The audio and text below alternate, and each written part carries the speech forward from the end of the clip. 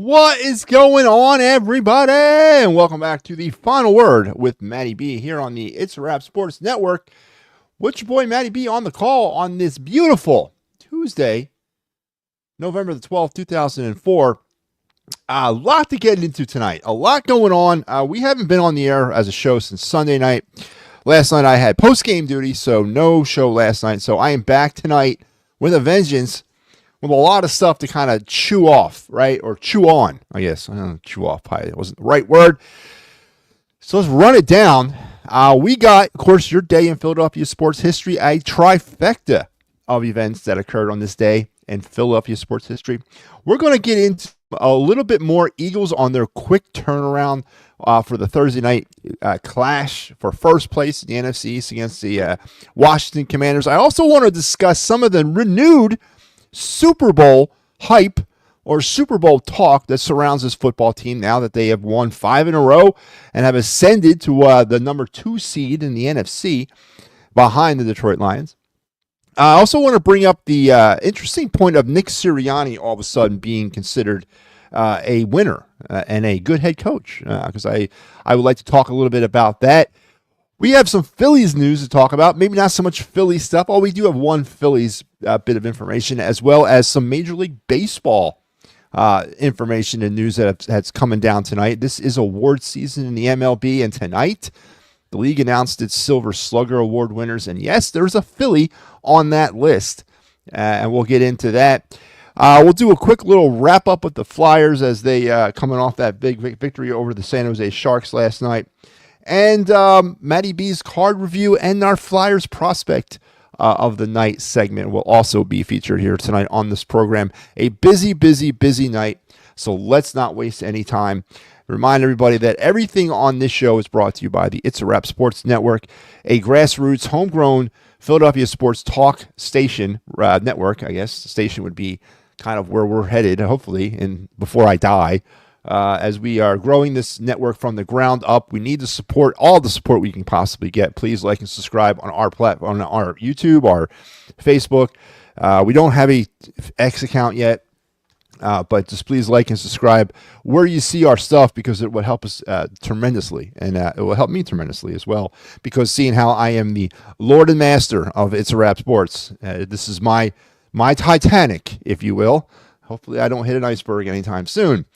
So let's get into your day in Philadelphia sports history. As I mentioned, a trifecta, 3 things that caught my attention that occurred in Philadelphia sports history on November the 12th. The first thing is football related. The first thing is, football related. On this day in 1979, Tony Franklin, you guys remember Tony Franklin? The barefoot kicker from the Philadelphia Eagles. He is the first kicker that I have memory of that played for the Eagles, and watching a man walk out there onto the field, the frozen carpet of Veterans Stadium, wearing no shoe or sock on one of his feet, and then go about his business of booting footballs around the field was definitely amazing. When asked why he's a barefoot kicker, he says that he has more control and more feel over the ball without a shoe on. I guess not to mention the fact that he breaks his toes, whatever. A lot of us as youngsters attempted to replicate the Tony Franklin kicking style. Didn't really work out well. Yes, we did break some toes along the way. But Tony Franklin on this day, on a Monday Night Football game, in a 31-21 Eagle victory over the Dallas Cowboys, kicked a Eagles record 59-yard field goal, a team record that stood up through the 2017 season until Jake Elliott broke it with his 62-yarder against the Giants. So Tony Franklin on this night back in 79 set the Eagle record for longest field goal in franchise history with a 59-yarder, only to have it broken by Jake Elliott about 89, 99, 09, 40-some odd years later in 2017. Also on this night in Eagles history, in 1990, the infamous body bag game against the Washington Redskins, as the Philadelphia Eagles, basically a promise that Buddy Ryan had made that they would be carting Redskin players off the field. Well, the Eagles definitely kept their promises. 8 players were carted off the field. 8 Redskins left that game due to injury. And of course, with the game with the Commanders looming, pretty applicable, correct? That we talk about the body bag game. This was, for what you want to say about Buddy Ryan, and Buddy was the younger generation or the newer generation of fans have no absolute clue about what Buddy Ryan meant for the Philadelphia Eagles. All they know is Andy Reid and beyond. They don't know anything before Andy. They don't know how bad it was in all Eagle history, with the exception of about 3 or 4 seasons of Dick Vermeil. And then what Buddy Ryan did when he came here, he put the swag back in the Philadelphia Eagles. He put the style back in the Philadelphia Eagles. He put the fear of God from other football teams back into the Philadelphia Eagles with the way he assembled the defense. The man had eye for talent when it came to drafting players. Oh, absolutely. And to include offensive players as well. Don't forget, he drafted Chris Carter. He drafted Randall Cunningham. He drafted those players, Keith Byers, Keith Jackson. Those players were drafted by Buddy Ryan. He just didn't have the patience with them offensively, and really, I don't think, obviously, didn't care about the offense. But the defenses that he created in '86 with the Bears and running that 46 defense, and then creating and building the Eagle defense with the likes of Reggie and Seth Joyner and Clyde Simmons and Byron Evans, Jerome Brown, Mike Pitts. I mean, we can go up and down the list. Walters, Hopkins. I mean, there's just some of the all-time greats to ever play defense played under Buddy Ryan and were brought here because of Buddy Ryan. So in 1990 on this night in the body bag game, which of course is very applicable seeing how that we're getting ready to play the Washington Redskins on Thursday night, and maybe a renewance of that game, hopefully for Eagles and Eagles fans. And also on this night, the final bit of knowledge I'll drop on you, 2018, the Sixers, Sixers, acquired Jimmy Butler and Justin Patton from the Minnesota Timberwolves in exchange for Robert Covington, Dario Saric, Jared Bayless, and a 2022 second-round draft pick, seemingly, finally, getting the process kicked into high gear. And, of course, all that has happened since then, with the decision that offseason to stay with Ben Simmons and let Jimmy Butler go. What could have been if Jimmy Butler would have stayed here in lieu of Ben Simmons, because we all know that Ben Simmons didn't work out. But if we would have had the hindsight, or more importantly, if Brett Brown would have had the hindsight and not re-signed Ben Simmons and kept Jimmy Butler, who knows? God, who knows where we would be as a franchise. And maybe we wouldn't be in the positions that we're in today with the Sixers. So 3 very interesting pieces of Philadelphia sports history and knowledge occurred on this night, and that segment was brought to you by, once again, what everything is brought to you by here on this network. It's the network, seeing how we don't have any sponsors, and that's another call to arms of any of you sponsors out there looking to sponsor a young, upstart, passionate Philadelphia Eagles fan, or Philadelphia sports fan. Be very careful as we're trying to grow this network. So there you go, your days in Philadelphia sports history. And let's jump right into the Eagles. Quick turnaround. 7-2, 5 games in a row. And of course, here we go with the Super Bowl talk. It's back, and it's becoming a rampant thing again. We're going to talk about how this team is so good and how Nick Sirianni has gone from a loser of a head coach to a winner of a head coach, seemingly in a span of 5 games. But we're not going to talk about that this little 5-game winning streak, this little winning streak that has propelled the Eagles back into the Super Bowl conversation, has come against teams that currently in the NFL, the last 5 wins, have come against teams that now combined have a 13-35 record. So 23 games under 500 are these teams that the Eagles just ran through over the last 5 weeks. None of them are at 500, and most of them are really bad teams. Now, I am not going to sit here and tell you that you should not get excited, that the Eagles have turned somewhat of a corner, seemingly, through with their play. The defense seems rejuvenated. The offense, to me, still seems stuck in neutral. It relies completely on the rushing attack, which I can understand why you're excited about that. Why wouldn't you rely on the rushing attack? Saquon Barkley is on a different level. But now we've gone to completely running the football and not doing anything with some of the most talented wide receivers, on paper at least, in the NFL. A very interesting point that I bring up quite a bit on this program and on other programs that I'm involved in is the Eagles' inability to throw to the middle of the field. I've never seen anything like this from an NFL football team before. On Sunday, the Eagles attempted 20 passes. Now, of course, things went wonky in that game. It was a blowout, and it's hard to gauge offensive strategy, especially into the latter parts of the game because of what happened. But before, I guess, it got too out of control. And when Jalen Hurts, before he left the game, he attempted 20 passes. Out of those 20 passes, only 3 of them targeted the middle of the field. Now, granted, one was for a touchdown. One was also for an interception.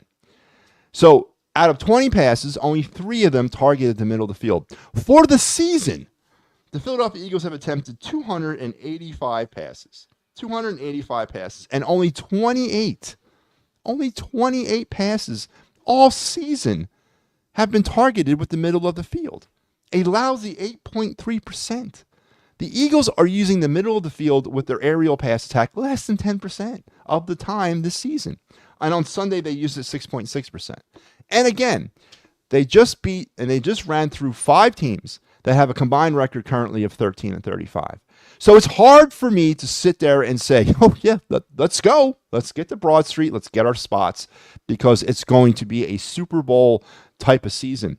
We are at the halfway point of the year, and we've seen this before. We've seen the Eagles dominate themselves to the halfway point. We don't have to really look that far back in Eagles history to see an example of that. And that's, of course, this last season. That fugazi of a 10-1 record that I kept saying week after week, stop getting so excited. This is not real. There's going to be a coming to Jesus moment or a coming back down to earth moment. And that moment came. Am I saying it's going to happen this year? I'm not saying that. But I also am not saying that there should be renewed Super Bowl talk. There are still problems with this football team. There are still issues fundamentally with this team. Jalen Hurts, elite quarterback. He's not. And that's a problem. It is. Because 1, he's being paid elite quarterback money. And 2, we expect him to be as integral to that offense as, say, the offensive line and the wide receivers. And if he's just a game manager, then why are we paying the guy $250 million? So he's not an elite quarterback. Now he's starting to turn the football over again. What's the numbers? 24 turnovers in the last 31 games. He had gotten away from turning the ball over lately. But this on Sunday against a weak Dallas defense that featured one player, which was Micah Parsons, he struggled. He did struggle in that game. And in the first half, the Eagles struggled. Dallas was terrible. Terrible offensive football team. Jacksonville is a terrible offensive football team. Cleveland is a terrible offensive football team. The New York Giants are a terrible offensive football team. Cincinnati Bengals are not a terrible offensive football team. Eagles did their business against them. Cincinnati 4-win team in all of the NFL, but they're a 4-win team. 13-35 against, that's the record, the combined record of the teams the Eagles just ran through. And to get all excited about Super Bowl aspirations and Super Bowl talk based off of beating 5 teams that are 23 games under 500, I'm just not buying into. I need to see more, and more will be starting on Thursday night. What do we got? The Commanders. The Rams, the Ravens, Steelers. You got the Commanders again. You're going to sprinkle in the Carolina Panthers, the Cowboys, and the Giants as well. So the hardest part of the Eagles schedule, now granted, it's not, holistically, has not been a hard schedule this year. That was well documented heading into the season. It was not going to be a hard schedule. But now we're going to get into some of the things. Now it's going to start counting. Now we're going to be we're playing games for positioning, playing games for potential divisional championships, playoff positioning, all those types of things. And now we get into that latter stages of the season where last year this team fell apart. The great play of some of these players. Jalen Carter, number 1, let's talk about him, has been an unsung hero, not showing up on the stat sheet as an interior lineman, but you know what? Many interior linemen don't necessarily show up there unless you're one of the greats of NFL history. But he's done an amazing job. But what are we? Are we on week 17? No, we're at week 11. He's had problems in his very brief NFL career with holding the type of play that he started with. So we'll see as we bear down the stretch now if he can be counted on for the stretch run. What is Cooper DeJean, Quinyon Mitchell, what is Nakobe Dean and Zach Bond going to do against quarterbacks of the likes of Lamar Jackson, Jaden Daniels, who's going to cause this defense fits Thursday night? I'm not saying they're going to lose.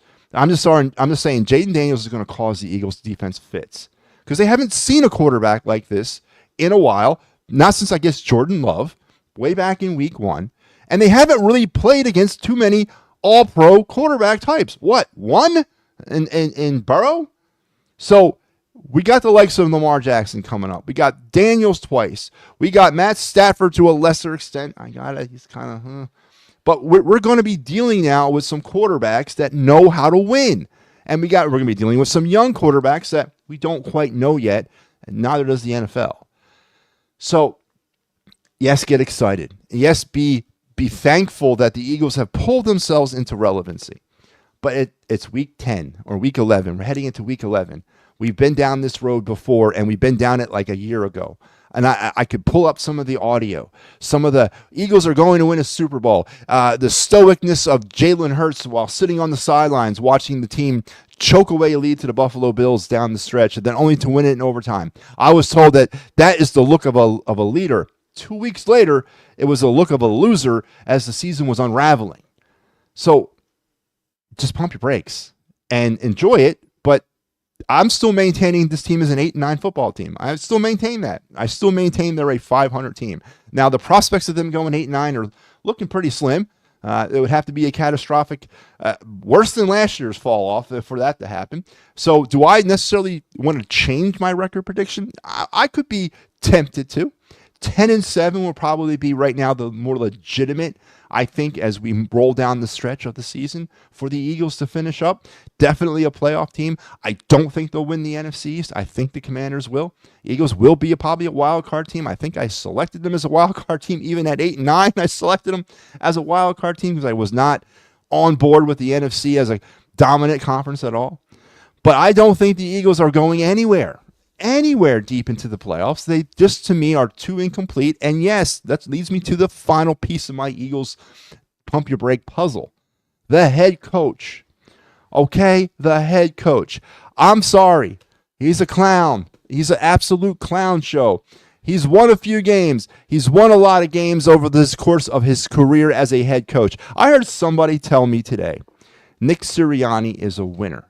And I almost fell out my chair when I heard it because I wanted to I guess the first thing is, what is the definition of a winner?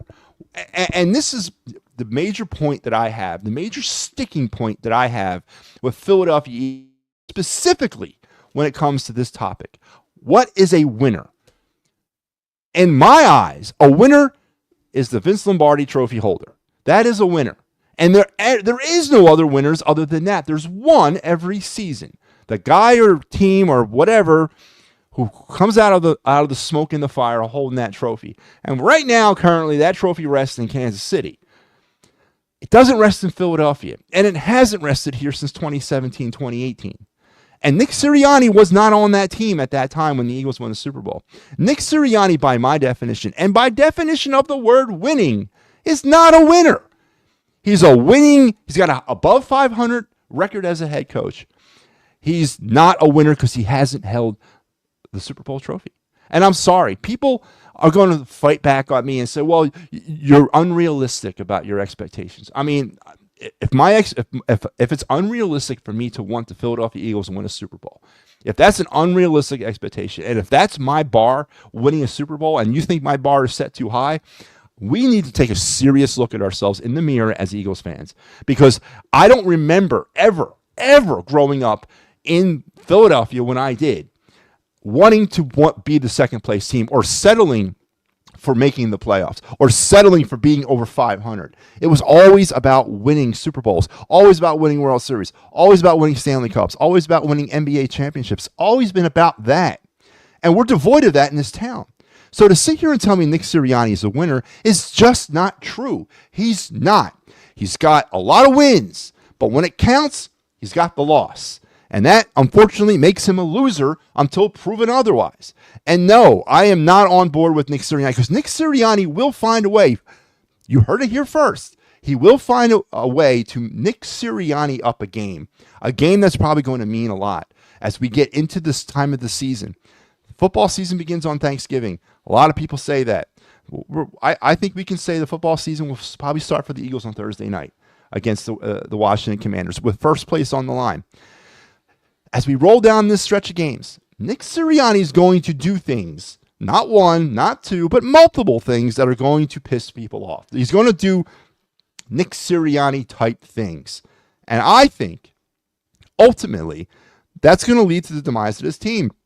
Also, the inability of this football team to trust their quarterback to throw into the middle of the field, because that is what this all comes down to for me. It's trust in the quarterback. They don't trust Jalen Hurts to run Kellen Moore's offense. He's not running Kellen Moore's offense. He's running the Moriani offense, a combination of Kellen Moore and Nick Sirianni.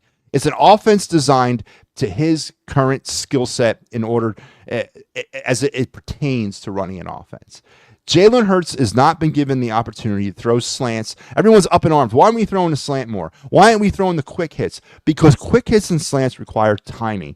Quick hits and slants require a quarterback's quick decision-making ability with the football in his hands. Jalen Hurts has yet to demonstrate his ability to do that consistently. So the Eagles have taken that thing away from him. And how do I know he's taking it away from him?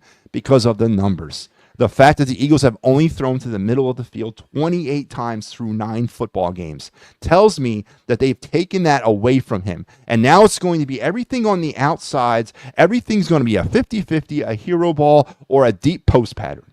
And they'll mix in a slant here and there. They'll go that way once or twice or 3 times a game. But they don't have the confidence in him to attack the middle of the field consistently. And can you win a Super Bowl when you don't use it like 60% of the field?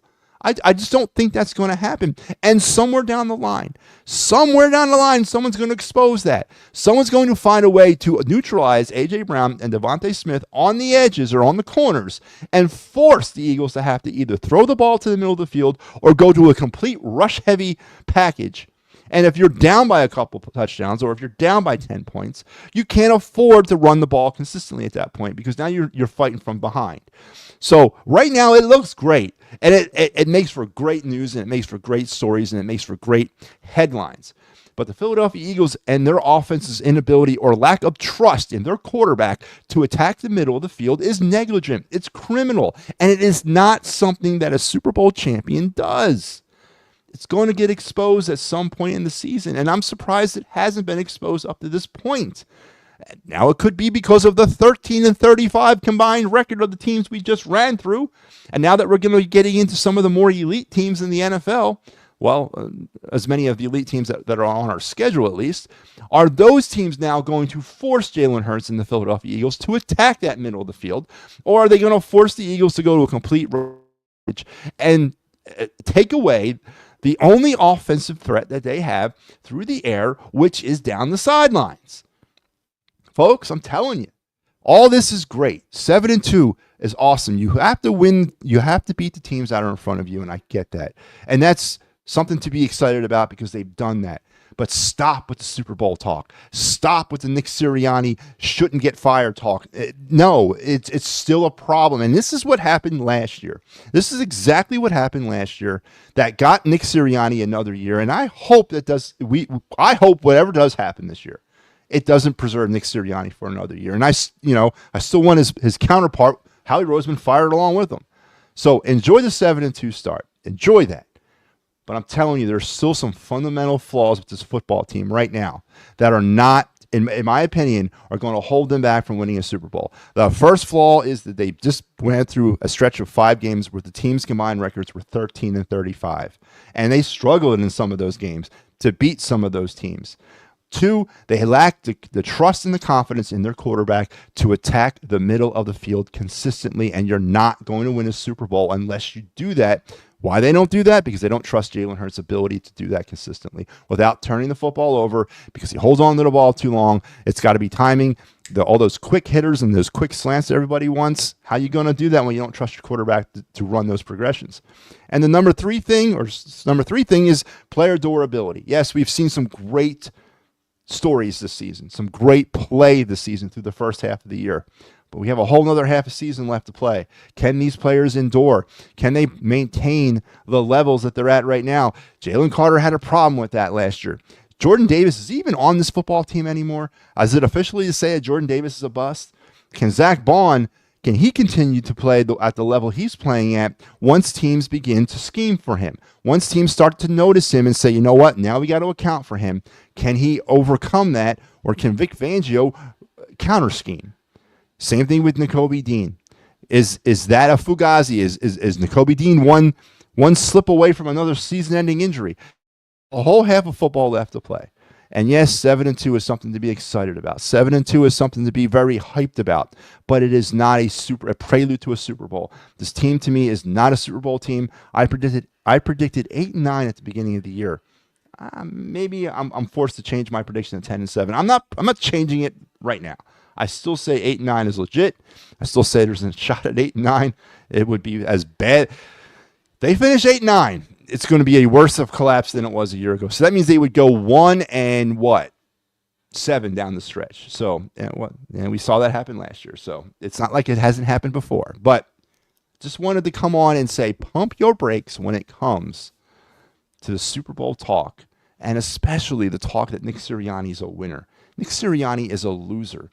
Winning is winning a Super Bowl in football. That's all it is. All the other stuff is just resume builders, gets you opportunities, but winning in the NFL is winning a Super Bowl. And Nick Sirianni is 0-1. He's 0-1 at trying to win a Super Bowl. And he's what? He's 0-1. Simply put. So there's my Eagles bit. But tomorrow night, or was it Thursday night, the Eagles will throw down against the Commanders, and I will be back probably sometime on Thursday with the Birds Blast.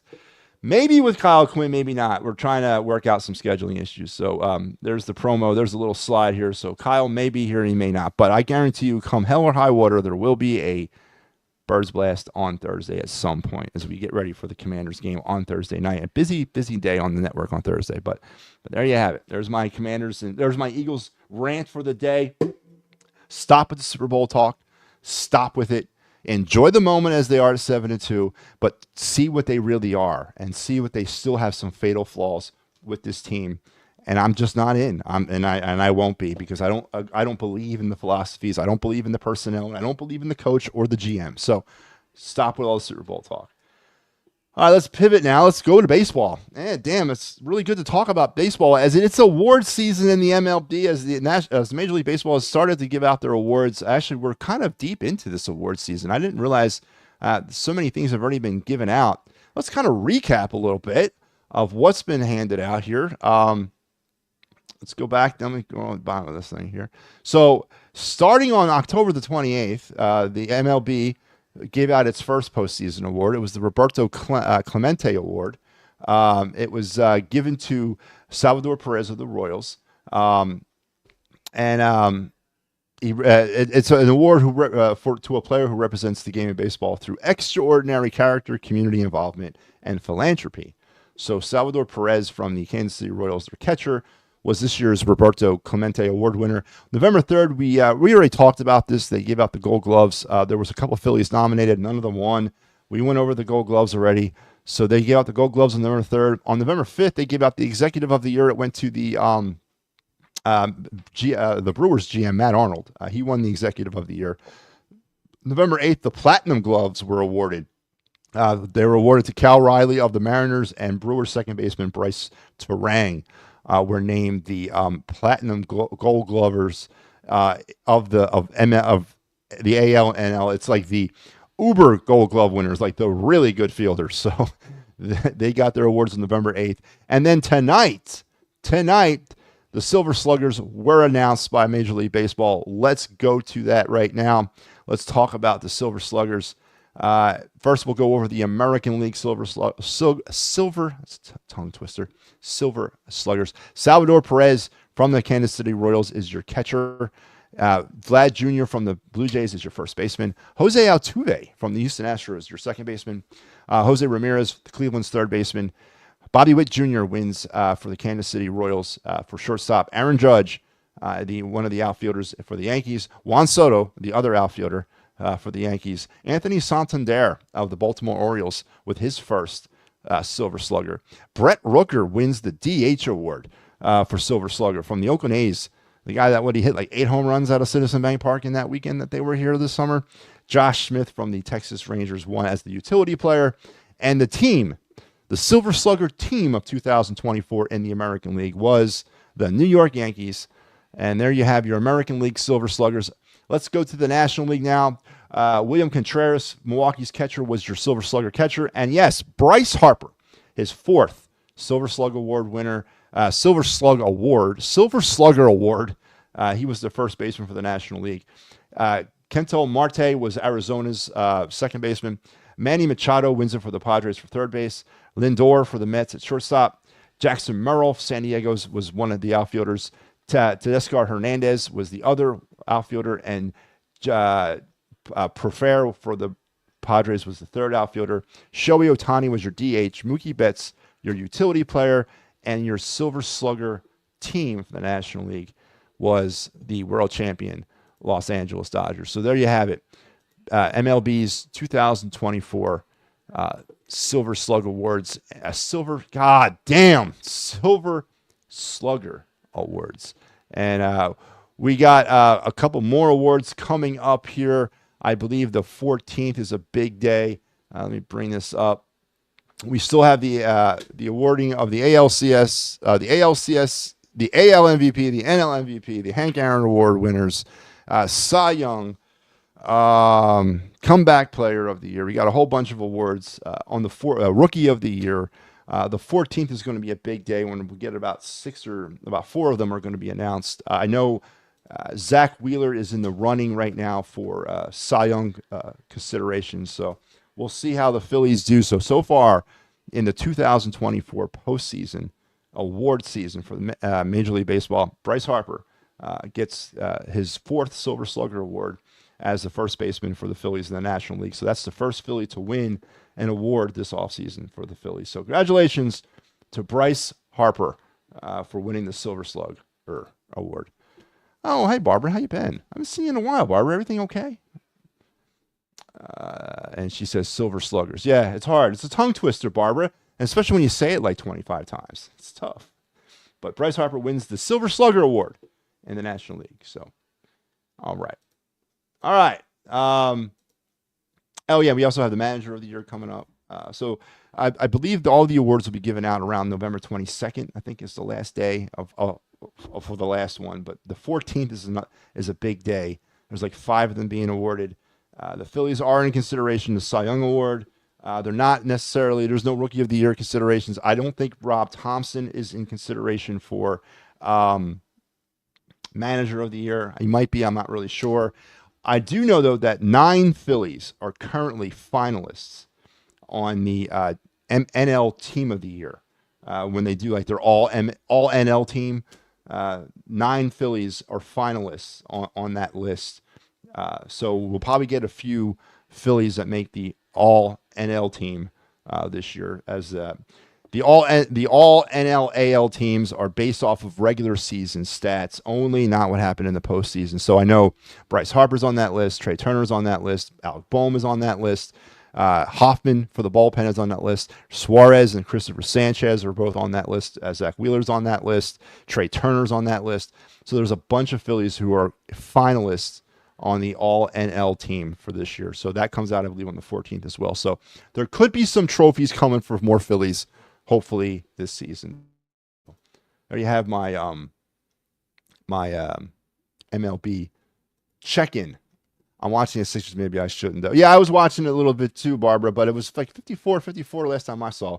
Is it not gone well since then? And she says, yeah. Well, that's it. It's a tongue twister. Silver Slugger. All right. So there's my baseball tidbit. Let's go back now to hockey because we got, let's recap a little bit. I had the post game last night. I had the pleasure of being on the post game show. Love hockey. I'm a hockey guy. The Flyers had a big win last night against the San Jose Sharks. 4-3 with the shootout win. MattyB Michkov, big night, 3 points or 2 points during the regular period of the game, and then he had the one of the goals in the shootout, the first, that helped the Flyers to a victory. back in the lineup after missing the last 2 games. And, the whole John Tortorella and why did he bench him? I'm not even going to waste my time talking about that because he's the head coach and he'll do what he wants to do. He's the head coach, and there's a reason why MattyB Michkov was benched, and that's also really also all there is to it. I don't think it was personal. I think it was a reason involved. The Flyers did play well. They've been playing well over the last week or so, playing more like the team that we saw last season. I mentioned this on the show, I think it was yesterday or Sunday, that what I've seen over the last 5 games or so has been very reminiscent of last season. In comparison to what I saw earlier this season, the Flyers just looked like they were kind of a half step behind or a half step slow, which was very uncharacteristic for them coming out of a John Tortorella run training camp. So for some odd reason, it seems the switch has been thrown and they're skating faster and they're a little bit more involved. But that doesn't change the offensive problems on this team. It doesn't change the offensive identity of this team. It doesn't change the lack of superstar talent. That's not going to change. But at least it gets us back to a level playing field when it comes to the expectations that we have for this team right now. And, based off of the first, say, 12, 13 games, it wasn't looking good. It was looking like they were on their way to the bottom and they're going to stay there.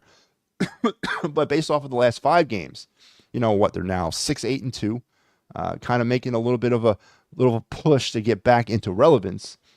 And that's all we can ask for, right? That's all we can really ask for is a team that competes every night and does their best. So the Flyers are definitely turning that corner. And in other hockey-related news, Jeremy Roenick was inducted into the Hockey Hall of Fame last night, and he specifically thanked the Philadelphia Flyer fans and apologized for not bringing the cup home in 2004, which I thought, aside from some of those Legion of Doom teams back in the late 90s, that was probably, that 2004 team was probably the best chance we had of winning a cup since, back in the 80s, going up against the Gretzky Oilers, or in the 90s going up against the Sergei Fedorov and everybody else on the Detroit Red Wings.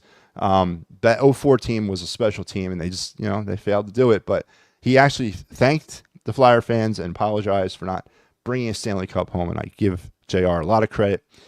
In our MattyB Sports Card Review segment, not tonight, but I do have in my possession a few Jeremy Roenick cards that just went financially lucrative, I should say, based on his admission into the Hall of Fame. So we'll definitely be checking in on Jeremy Roenick and his cards on future shows. So really happy for him.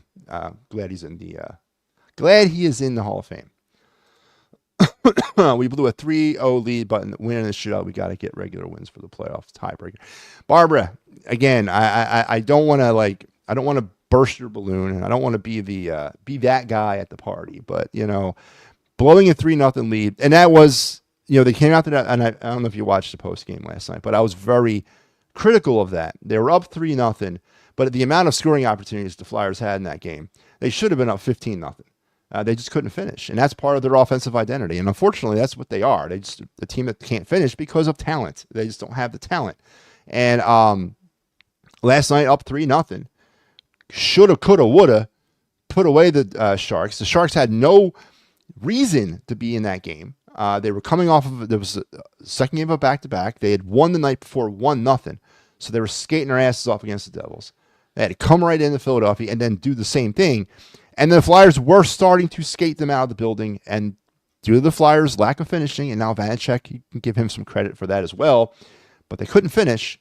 And then a lucky bounce here, and not a kick, but a deflection off the skate into the net under Urson's hand there, and you got yourself a hockey game, and all of a sudden the Sharks get a little bit of renewed hope here, and then they start making a push for the end of the game. So you're absolutely right. But as far as playoff tiebreakers and positioning for that, Barbara, come on. Does it really matter? I mean, what's it going to do if the Flyers get to the playoffs? Are they a Stanley Cup contender? Do they have a shot at winning a cup? And even if they somehow find a way to the playoffs and find a way to the first round, do you honestly think they can endure a 7-game series against the Tampa Bay Lightning, against the Florida Panthers, Boston Bruins? Do you think they could do that with their team? I'm not, maybe they could. Maybe things will change. Maybe a trade here and there this season. Maybe some of these players get moved. Maybe we give up finally on Travis Sanheim and somebody stupid enough out there decides to take him off our hands, along with Joel Farabee, and we end up getting somebody back in return. Who knows? I don't know. It could happen, but I'm not thinking it will. And so my expectations for the Flyers are not necessarily to win a Stanley Cup. Well, not this year, but be competitive and not embarrass themselves. Go out there and build upon their strides of last season. And maybe once and for all, figure out that the Joel Farabees and the Travis Sanheims and the Ristolainens are not part of the future of this team, and make some moves. Morgan Frost, he could throw his ass into that category now too. And make some moves and try to get rid of some of these players to try in order to be a little bit more competitive in the free agent market next season. Because right now, as it stands, the Flyers are heading into next season, have the 22nd most salary cap in the NHL heading into the 25-26 season. That's not going to get it done when it comes to trying to buy some help. So, I don't know. But I hear you, Barbara. I do. If we don't give up 4 to 5 goals, we have a chance. Yeah, I guess you're right. Yeah, that's true. But, the goaltending situation is now part of the rebuild officially. So, listen, I don't think Sam Erson's that bad. I honestly, he's not been my number one issue with this team. I will accept his goaltending ability right now. But here comes another interesting point to Sam Erson, Barbara. With our lack of flexibility, with our lack of moving off of some of these bad contracts, and with the improved play of Sam Erson, would the Flyers be better off attempting to move Sam Erson at some point this season to a Stanley Cup contender for a little bit of an overhaul, or a little bit of a haul back? We have 6 other goalies in our system right now, and goalie is now officially part of the rebuild. So if Sam Erson could do more for helping us as a tradable asset versus playing for us, is that something the Flyers entertain? And that crossed my mind the other night. Not that I want to move Sam Erson, but in any way to get a little bit more flexibility. Because right now, I don't care if you have Pelle Lindbergh, God rest his soul, who we talked about last night because that was the anniversary of his death. If we have Pelle Lindbergh standing back there, when you have an offense that doesn't feature a true number one centerman, has one half of a potential super duo in Michkov, and that's it, and a bunch of role players, you're not going to score 3 goals a night. And that's unthinkable. The Flyers as a team are averaging 2.5 goals this season. That's not going to work in the NHL. I don't care who you got in goalie in net for you. They don't have offense. So with moving Sam Erson, if his play continues, if he grows into that number one goalie position, would a trade of Sam Erson benefit the Flyers more in this rebuild than keeping him here? The cupboards are full with potential goalie prospects. So I don't know. It's just something to think about when it comes to trying to get this team better. We are so strapped with bad contracts. So I mentioned the players, the usual suspects, the Travis Sanheim, the Scott Lautinen, the Joel Farabee, the Risto, Ryan Ellis, and now put TK on that list, which I didn't like that contract, but it is what it is. So we'll leave TK off. Just go with those 5 players. Those 5 contracts, all Chuck Fletcher contracts, by the way, are an anchor around this team right now. And they can't do nothing with the salary cap because of those contracts. And I don't know if Danny B can be as flexible. He's moved off a few of them, got rid of Provorov in that contract, got rid of Kevin Hayes in that contract. But it came at a price. We absorbed a lot of that. We kept some of that money that we had to pay for. So can he get that creative and try to move off of those other 5 players? All right, 4, he's trading Ryan Ellis, but so 4 players, can he get that creative and unload those 4 terrible contracts for those players off on teams to get salary cap flexibility? Probably not, no matter what he tries to do. So moving some of the talent, and it's part of this rebuild process. I mean, talk to the Sixers. They did it, right? They moved off some of their draft picks back in the day. Michael Carter, what's his name? The point guard that won Rookie of the Year. He got traded the following season for some draft capital. So it's part of the process of trying to build a winner and obtain more assets. So moving off of a Sam Erson, if he has that potential. Moving off of an Emil Andre who's been playing with like a man possessed.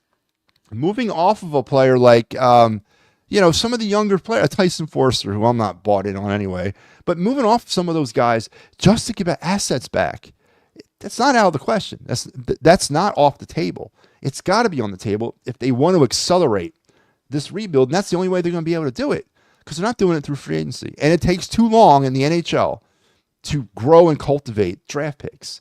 Jet Lachenko, perfect example, sitting down there back in major junior hockey. All right? So I'm just saying, all options need to be explored.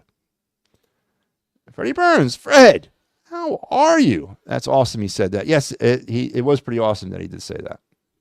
Flyers always run into a dynasty team in the finals. Montreal Islanders, you ain't kidding. Yeah. Well, I mean, was Montreal a dynasty team? The Flyers were kind of the dynasty team at that point, weren't they, though, Barbara? They were coming off the back-to-backs. I mean, Montreal was the team that was going to restore the old world balance to the NHL, was going to kick out, the upstart Flyers. Don't forget, back in the day, the NHL hated what the Flyers were. The NHL hated what Ed Schneider built with the Broad Street Bullies. They couldn't stand it. They turned the NHL into the WWF, and they hated it. And they were looking at the Montreal Canadiens to restore the balance power, and that's what they did. But you're right about the Islanders, Edmonton, Chicago, Detroit. We always seem to run up against those teams that are definitely at that point or that pinnacle of their time. You're absolutely correct. You're that guy, Matt. You always are that guy. It's the cross I carry, Fred. I'm sorry. It's the cross I carry. I know, Matty, I want the playoffs. It's just the way I know you do, Barbara, but would you be more satisfied? And again, I'm spitballing here. Would you be more satisfied with the first overall draft pick in the NHL draft this summer, or the Flyers squeaking into the Eastern Conference the Eastern Conference playoffs as the 8th seed against the Tampa Bay Lightning in the first round? I mean, honestly, when you look at it in retrospect, what would you rather be at this particular moment in time? Just kind of think about that. Good idea. Everyone is available to get more future players, including Urson. Yeah, he is. And, this is, I don't think some people are looking at it like that. Urson's trying out not only for the Flyers, but he's trying out in front of the NHL right now. And we always have those teams, those fringe teams that come down to the end here at the trade deadline, and they're just that they feel they're a goalie away, or there was an injury at some point, and they don't want their Stanley Cup aspirations derailed, so they overpay for players at that point, and that would be a perfect opportunity for the Flyers to move off of a Sam Ersson, or even maybe one of the other Flyer goalie prospects. But right now, everybody's on the table. There's probably one player on this hockey team right now that I would not trade, and that's Michkov. Everybody else is tradable. I mean, let's be realistic. Everybody else is part of the rebuild, with the exception of maybe Michkov. And if you want to get, if you want to have that TK love, I guess, but I would move off of TK in a heartbeat. Totally wish they would not have signed him to that contract, but absolutely. Flyers got to think out of the box. Danny B's got to think of something, man, because it ain't coming through free agency, baby. It ain't coming through free agency. Is there a can't miss Sidney Crosby type in this draft? There is, and his name is Mr. James Higgins. And as we have started already on this network, the hashtag horrible for Higgins has already begun to crop up. He is the consensus number one. And Barbara, I'm glad you mentioned the NHL draft, because the It's a Wrap Sports Network will continue where I left off at my other network, the other network I was with. We will cover the 2025 NHL draft, and we will start our draft coverage in January, as we will start dropping player cards on potential draft prospects, not only for the Flyers, but around the NHL. And yes, James Higgins, he is a 18-year-old player right now. Currently, he is a U.S. born player. I believe he's playing hockey for who? He's in college. I can't believe I don't know that, Barbara. It just like totally jumped out of my mind. He is the consensus. He is the new Connor Bernard. He is the new Macklin. But yes, he is the consensus number one overall pick. There it is. Can't believe I forgot. I'm bringing it up for you. Where is it? Matter of fact, Barbara, I will give you a preview here of our 2025 player cards for the draft. Let's bring that up here, and we'll talk about Mr. James Higgins real quick. Where is it? Here. Barbara, why do you gotta do this? You gotta throw me into a, hang on. I got it. There it is. NHL draft. All right. He plays for Boston College, by the way, and he's with Boston College. He's with the Eagles. Let's get it up here. As I said, our coverage will begin in January. It's not January, Barbara. It's November. Give me a break. I was still kind of enjoying my time off from not having to do this stuff every week. But here he is. James Hagens. He's a center, plays for Boston College. He's 5'10", 172 pounds. His game is about skating and playmaking, Barbara. He is so breezy as a skater, making his partners or his patterns look easy. He's on top of the ice. He's agile. And his stride and edges are dynamic, light, mobile, and adjustable with legitimate speed. There you have it. There is your consensus as of November the 12th, 2024, first overall pick in the 2025 NHL draft, Mr. James Hagens, American-born hockey player, currently plays for Boston College. He will be on display next month. You guys can catch him, catch Jet Lachenko, catch some of the other younger players that are going to be draft commodities and draft prospects next month at the World Juniors Championships up there in Ottawa. We will cover those for you here also on this network as they will begin the day after Christmas on December 26th. And there he is, James Hagens. He is your consensus #1 overall pick for this coming year's draft. A little bit on the light side. I don't like 5'10", and I certainly don't like 172. But they can do something with that. They can put on about 15 pounds of muscle. But there he is, James Hagens. So there answers your questions, Barbara. There's your Sidney Crosby-like player for this year. But again, we said it about Bernard, who's actually struggling a little bit. Connor hasn't really kind of hit his stride yet. We also said it about Macklin Celebrini. Now, Macklin Celebrini was here last night with the San Jose Sharks. The kid's got a lot of moves. I think Macklin Celebrini, based on what I've seen of him, is actually going to project higher in his career than Connor Bedard. I honestly like Celebrini's game a lot better than I like Connor Bedard's. And watching the Sharks last night, Will Smith, Eklund, Fabian Zutterlund. I mean, there are a lot of good young talent on the San Jose Sharks. And I said this on the post game. I think we're looking at a marquee matchup 3 to 5 years from now between the Flyers and Sharks once some of these players begin to mature and come into their own. So, but yeah, that was, yeah. So, love your Flyers. Thank you, Barbara. I appreciate it. We work hard on it here. BC, okay, we'll look for the games on channels. Yeah, ESPN Plus. If you have ESPN Plus, Barbara, you can watch all the Boston College games. You can watch all the college hockey games, actually. They cover all the NCAA, Division 1 and 2. And if you're like me, you go on the deep, dark web, not to try to take over the world, but to watch hockey. Watch KHL, MHL, the Federal Prospects Hockey League, the East Coast Hockey League, American Hockey League. What else do I spend my time cruising the deep, dark web watching? Ain't nothing like getting up at 6 o'clock in the morning to watch a KHL game in Russia. So, yeah, go look for it. Yes, the Sharks guy looks, yeah, they do. They look very impressive. He looks very impressive. Yes, I have ESPN Plus. It's great. Yeah, so go ahead and look for Boston College's games. James Hagens, or as like we like to call him here on the network, #horrible4Hagens. So there's your new #1 overall pick, consensus speaking, here in November. But all right, let's continue the conversation. Let's get to our Flyers prospect segment. Good little segue there, Barbara. Thank you for making me put up that draft coverage there. And of course, we will have the NHL draft coverage in its entirety during the draft next July, but also starting in January, we will start previewing players. You got a sneak peek tonight with James Hagens, but we'll preview about the top 30 to 35 prospects that will be coming out this year, potentially to be drafted in the National Hockey League, as well as it's also starting in January. Our MLB draft coverage will begin as we start to rev that machine back up, because we will cover the MLB draft this summer as well here on the network. And Phillies Spotlight articles will start returning, or Spotlight player cards will start returning in January as well, as we prepare for the 2025 MLB season. So my little break that I've been on since about July when we wrapped up the draft, both drafts, and I was done with the Phillies prospects because that was over for the year. My little break is about to end, and I'm about to start pushing out a lot of player cards. We've been pushing out shorts on the network, highlighting some of the prospect players. We did one on Jet Lachenko the other day, and we also did one on, what's his name? Kid from Boston University.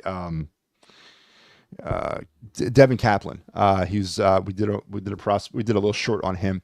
So tonight, though, we got to get into our actual Flyer prospect of the night. And I mentioned Jet Lachenko a couple times so far on this show. So let's go to Jet Lachenko because he is your Flyers prospect of the night. The center from the Guelph Storm of the Ontario Hockey League, 5'11", 190 pounds, drafted, of course, by the Flyers in the first round of this past year's draft. As soon as he steps on the ice, Lachenko increases the pace of the game twofold. 1 second, he's on the heel of an opponent carrying the puck in the neutral zone, and the next, he's piercing right through the opposing formation with the puck on his own stick. Of course, Jet Lachenko made the Flyers out of training camp, had a little bit of a 4-game audition with the Flyers. Things weren't really working out for him. Finished his stint with the Flyers with no points, no goals, no assists, and he ended up having, I think, 2 penalty minutes, and he was a -3, or -3. Flyers made the right decision to send him back down to major junior hockey. There was no harm, no foul. They didn't burn a year of his contract. So now he's down in Guelph. Currently through 6 games with the Guelph Storm, he's got 2 goals and 6 assists, and he's a +7 for the Guelph Storm, as he is obviously a little bit faster than the players down there in the OHL, a little bit more skilled, a little bit more talented, as he has the John Tortorella training camp on his repertoire now, and he has a little bit of NHL experience. So Jet Lachenko is your Flyer prospect player of the night. Of course, big plans for the young man. I thought it was a reach in the first round. I honestly do, and I maintain that. There were better players I thought still on the board that the Flyers could have taken at that position at 12 or 13 in the first round. But Lachenko has shown, his natural speed. I mean, the kid's very elusive. We saw it on display in the NHL level, and it is definitely on display in the OHL level. If you happen to catch any of the Guelph Storm games, which, again, I use the deep dark web to watch Ontario Hockey League games. My life is meaningless and worthless. But yeah, so go ahead and check out Lachenko. Big plans for him. I don't know if he projects any higher in my mind's eye as a third liner, but you know what? We need a third liner. We need a third line centerman who's a playmaker, who can make things happen. He will probably be back in Philadelphia at some point. There's a lot of talk that maybe at the end of the season, when Guelph's season ends, that he'll come back to the Flyers and maybe finish out his 5 games that he has left before the contract starts burning. I don't think that happens. I think they let him finish out the season in Guelph, and then we relook this thing in the summertime. But definitely look at him in next summer's training camp to make the same impact, if not even better, and potentially make this team as a stick for next season. But there you have the Flyer prospect of the night, our first-round draft pick in 2024, Jet Lachenko. And again, check out the network. I did a short on him yesterday. It was a real wonky goal that he scored against the Erie Otters. Can't make these names up either. But still, it shows some of his skill set with his speed and his elusiveness. So go ahead and check out that short and tell me what you think. And Barbara says she's not giving up on Jet. I'm not giving up on him either, Barbara, but I thought the expectations that we have placed on him were a little bit too high. I mean, I'm not saying the expectations, he earned the expectation level by winning a job out of camp. I'll give you that. But I don't know really where he grades out right now as an NHL centerman. I don't see him much more than a third liner at this particular moment in time. I just think he's a little bit undersized. As he grows into his game, yeah, maybe we'll see, but he's not the other half of the Michkov puzzle. He's not. He's part of the future, but he's not the other half of the franchise puzzle for this team. The Flyers still need to get a compliment to Michkov, and Jet Lachenko, to me, is not that player. Not to say that he won't be good and that he might not last here. I just don't think he's that type of player. But all right, we're streaming down the home stretch here, but remind everybody, please like and subscribe to the It's a Wrap Sports Network and this show and the other programs that we have here on the network. We've got 5 of them currently, and growing every day. Hopefully, as we get closer to the new year, we put this network together kind of on the fly last month, but it is what it is, and we've been making strides ever since. But please help us out, like and subscribe on all of our platforms. As we enter 2025, hopefully big things are coming for us. Hopefully add a few more shows. We'll see what we can do about that. And let's just get better, bigger, and badder along the way. And, we provide something that not many people provide you. And that's truth. And that's accountability. I mean, I'm not going to sit here and blow smoke up anybody's ass. I'm not going to sit here and, jump down on my knees. And you know what, with these teams, I'm not going to do that because I've been a Philadelphia sports fan for way too long, and I've been taken to the closet by them way too many times to give into that stuff anymore. So, to be honest with you, it's real talk from real people with real opinions. And I know other people build themselves, oh, your opinions matter. Why would anybody have to say that? Of course, your opinion matters. You can say whatever you want to say and whatever, but. Please, if you're looking for someone to tell you how it is, if you're looking for someone to kind of have a strong, hot debate with, then you're looking at the guy right here. But if you're looking for someone to kind of just blow stuff up your skirt, it ain't me, and that's not what I do. Now, I'm not saying I don't have people on this network that do that, and that's their thing, and then they can do whatever they want. But as far as me, you're gonna get what you get with me. But there you have it. So let's get down to the end. Here are our final segment. Barbara chiming in with, there's actually a movie on my Hallmark where the character plays a Hartford Wolfpack. Really? Interesting. Where the character plays for the Hartford, is he actually wearing Hartford Wolfpack gear in the movie? It's not just like a blue and white and red jersey. Does it have the logo on that? Because that's very interesting. I mean, the NHL's in bed with Hallmark. But let's get to our final segment. Barbara, we had for those of you who don't know, we had a very energetic conversation a few weeks back about the Hallmark Channel and about the Christmas movies and how Academy Award winning they are not. But anyway, let's get to our final segment, which is MattyB's card review, my favorite segment of the show, and roll the music. Looks a little something like this. Looks a little bit like I can't miss. Hey, this is what you call a bad. What? This is what you call a bad. What? Looks a little something like this. Looks a little bit like I can't miss. Hey, this is what you call a bad. What? This is what you call a bad. All right, as I mentioned, this is the MattyB card review. This is a segment of the show where I take a card from my sports card collection, a collection that spans over 500,000 baseball, football, basketball, and hockey cards, and we just talk about it. We just have some fun talking about it. We talk about its potential financial windfall, talk about its intrinsic value, and it's also its nostalgic value that that it might bring for me as I remember collecting it for the first time as a child. So. We've done it now, I guess, for about 2 weeks. We've covered all the major sports. Last night we did, or not last night, but 2 nights ago when we were on, we did the Jerome McGillna card from 1998 from the Pacific Card Company that no longer exists. Again, not a financial card, by no means, $2 card, but still, to me, it was I like the design of the card, and it's from a card company that no longer exists. So that's the value that I saw out of that. And the guy's in the Hall of Fame, for God's sake. So to me, it has value. Let's head now into tonight's segment. Barbara says, yep, the real uniform. They must have the rights. That's wow, I paid big money for that. Let's head into the segment now. Tonight, we're back in baseball.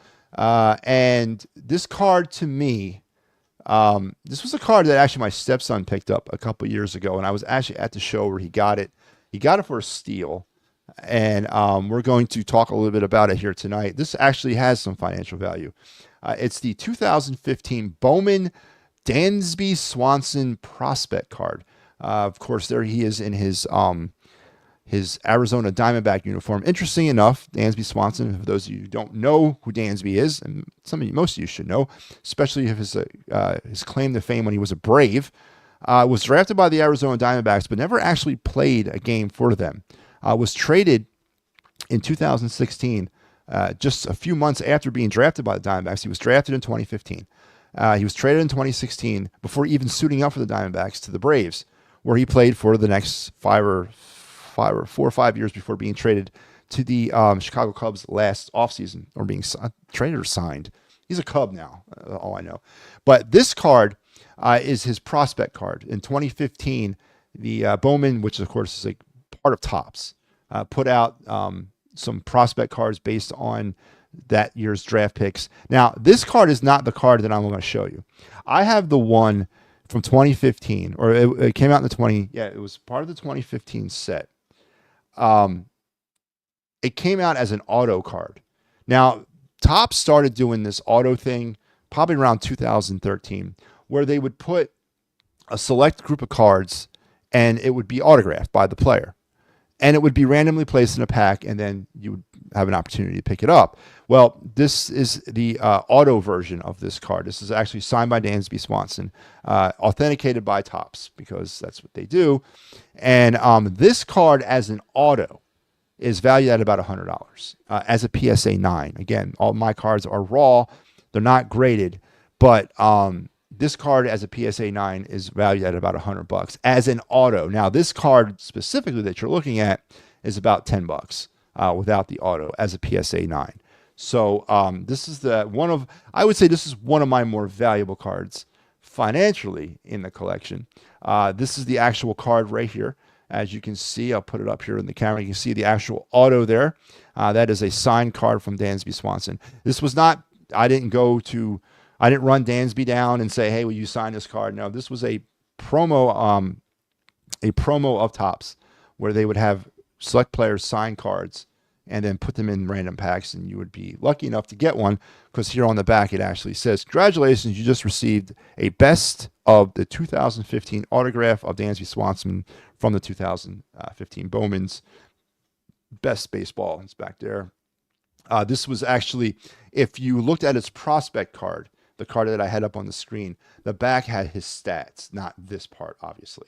So this was just kind of a playoff of the prospect card. But there you have tonight's card of the night is the 2015 Dansby Swanson prospect card, when he was still property of the Arizona Diamondbacks. And, as I said, this is probably one of my more financial valuable cards at $100 right now currently. And of course, we already spoken about this multiple times. Baseball cards are very relative. It really is a game of negotiation, what people are prepared to pay for them. But there you have it. Dansby Swanson is our card of the night. And great fun there, obviously. Dansby, a great player. His wife plays on. Yes, she does. Yeah, absolutely. And he's had an interesting career because, as I mentioned, being drafted by Arizona, he never actually played for them. Matter of fact, when he got drafted, he was his first game in the Diamondbacks minor league system, which was a couple days after the draft in 2015. He got hit in the face and broke his jaw and suffered a concussion. So, by one of his teammates in batting practice or during a simulated game or something like that. So, he missed flight the next 6 weeks. So his progression was slowed down. He got into some games at low A at the end of the 2015 season.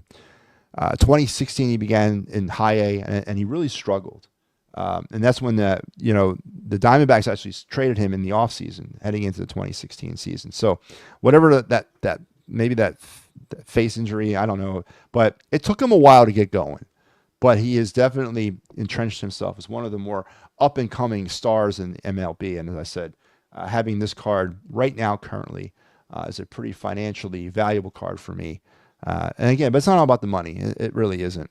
But this one is. But there you have it. So the Dansby Swanson 2015 prospect card auto version. So there's my MattyB card review segment of the night. And that is going to take me to the end of the show.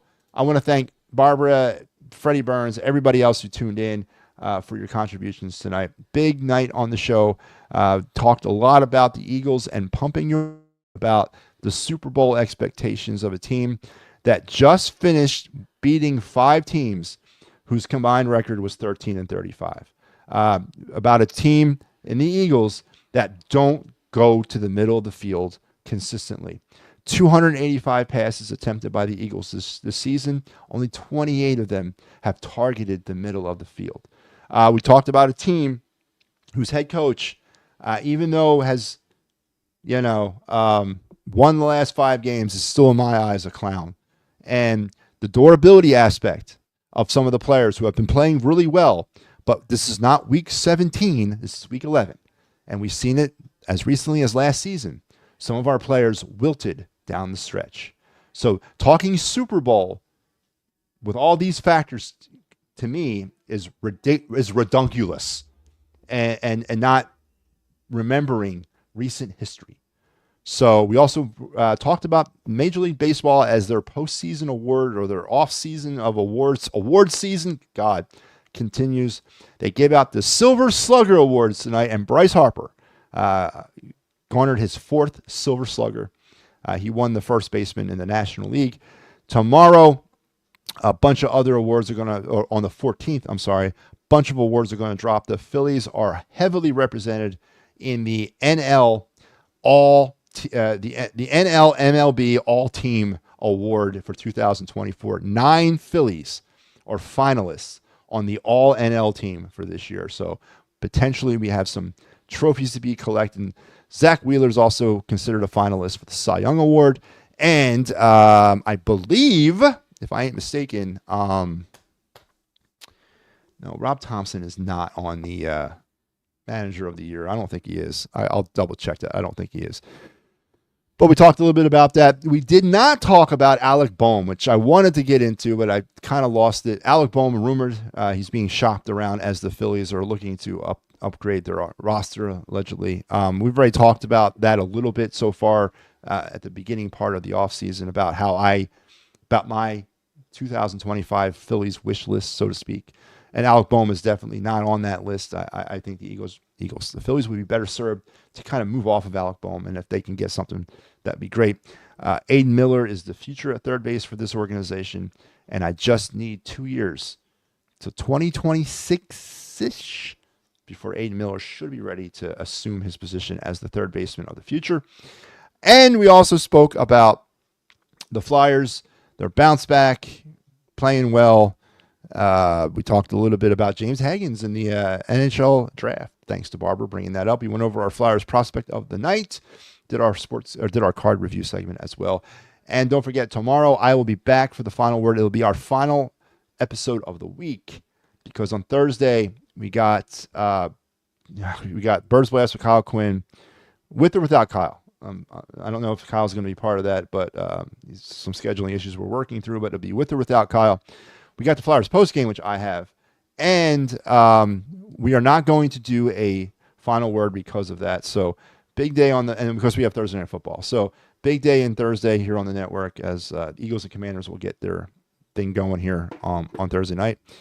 So make sure that you're stay tuned for all the greatness that is It's a Wrap Sports and all the things that we have to offer here because we're doing it. Thanks for the show, sweetie. It was enjoyable. Thank you, Barbara, for being involved as usual. Let's dump Marsh if possible. Yes, absolutely. Alex Verdugo in left. Alex Bregman at third. No, I don't want Bregman. I would love Bregman, but I don't want him because I think Miller is what they're holding out for. Give me Gio Urshela at third. Verdugo in left. And we'll call it an infield and outfield for me. All right, that's what I'm looking at. But I do owe you. And I'm still tentatively in the works of getting this put together. But the Fighting's final. We owe you a 2024 season review show. It's coming. I promise. I'm trying to get the pieces in place. I got to coordinate with people in order to make that happen. Sal's easy. He's here. So all I have to do is tap Sal on the shoulder. But there's other members of the Fighting's final that I'd like to have part of this that I still haven't reached out to yet. But I will. I promise. We will have that on before Thanksgiving. I promise that. We deserve it to you, and we deserve it for ourselves for the work we did on the Fighting's final this summer to put a bow on it as we get ready for the Fighting's final in 2025, which will be a go, by the way. The Fighting's final will return this year on It's a Wrap. So, but yeah, so be on the lookout for that and all the other great stuff. Sal, the wraparound with Sal G, Clear the Ice, all the great shows that we have here on this very young network as we're building it. I will talk to you guys tomorrow night. I'll be back for my final episode of the week. Until then, enjoy the rest of your night and have a better tomorrow. See ya. I've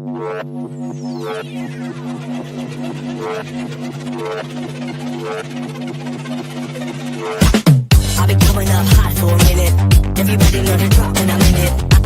Drop the top when I'm in it. Everybody know the drop when I'm in it. Yeah, I go so yo. Everybody know I'm on. You know when the click through to the and it's about to be a slow beat.